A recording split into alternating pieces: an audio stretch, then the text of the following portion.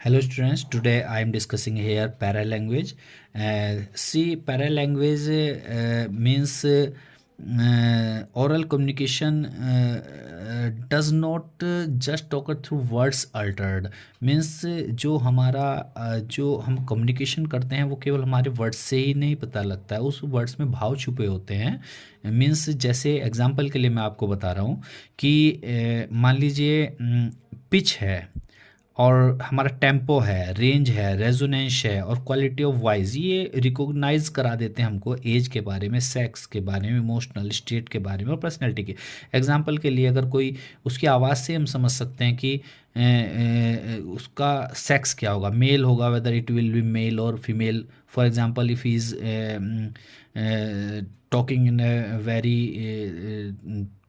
Very low pitch, और मतलब लड़कियों की जो आवाज़ होती है उसका जो एक सुरीलापन होता है वो अलग होता है. लड़का है तो उसका आवाज़ में थोड़ा सा मोटापन होगा, हार्शनेस होगी.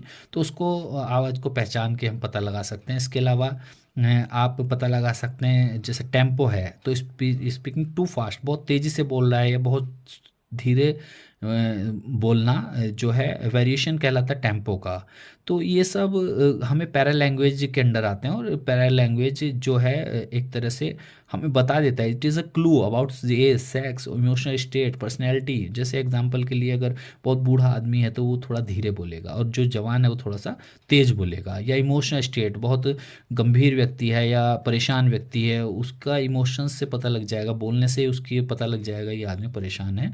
और अगर खुशी है तो उसका इमोशंस अलग होंगी. तो these all things comes under parallel language. So the pitch, tempo, range, resonance and quality of voice and a lot of fresh and blood to the words, these vocal characteristics and vocal sounds constitute parallel language. यानी जो vocal characteristics हैं और vocal sounds हैं इसके under में ही क्या आते हैं, पैरल लैंग्वेज आते हैं. Speaking without pitch variation makes the speech monotonous. यानी कि अगर हम बिना पिच वेरिएशन के बोलें, जैसे आप देख रहे हैं मैं भी बोल रहा हूँ तो कभी मेरी आवाज़ कम भी हो रही है, ज़्यादा भी हो रही है, अगर ये चीज़ ना होगी तो एक तरह से हमें वॉइस से मतलब मोनोटोनस वॉइस हो जाएगी, हमारी स्पीच मोनोटोनस हो जाएगी ना.